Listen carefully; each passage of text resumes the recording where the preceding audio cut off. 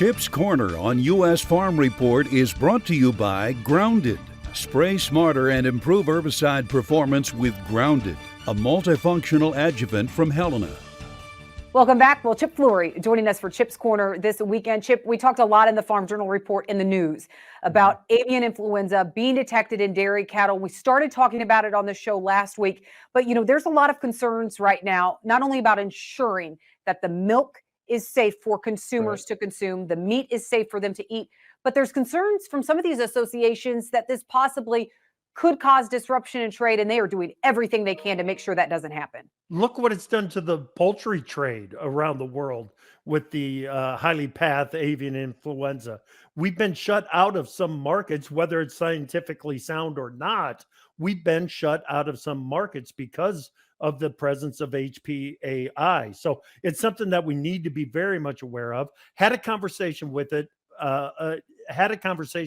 about it with Justin Tupper, the president of the U.S. Cattlemen's Association, last week. He brought some great perspective.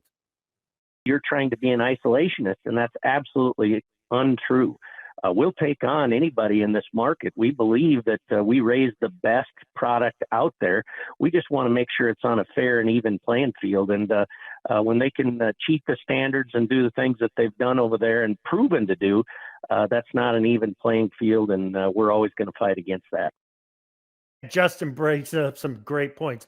It's that level playing field for beef trade around the world that is so important. When you look at South American countries and the way that they do reporting on some of these infectious animal diseases, they haven't been good global players. Brazil with BSE, they report it, but they report it months late. They're supposed to report it within 30 days. If it comes 3 months later and they continue to do trade, that's not a level playing field. Paraguay, the last time that we had U.S. officials on the ground in Paraguay taking a look at their FMD situation was 10 years ago. And thank goodness the Senate has come forward with some legislation to prevent USDA from reopening the U.S. market to that fresh beef from Paraguay.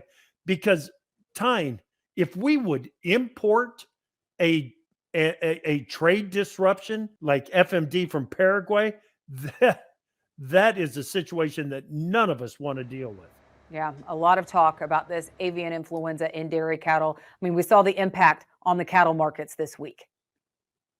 Yeah, and it's the way that the cattle market did react to it was definitely a knee-jerk reaction that we saw. It's the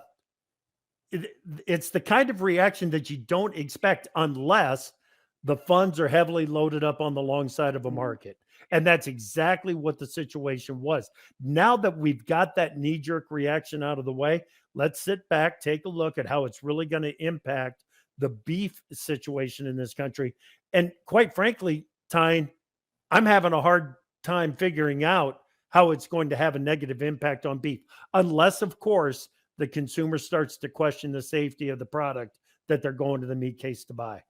Yeah, we were already watching demand, and now we're watching demand even more. All right, Chip Flory, thank you so much. You can catch Chip at 10 o'clock every weekday for AgriTalk AM, 2 p.m. Central for AgriTalk PM. We need to take a quick break, and then we'll have much more right here on U.S. Farm Report.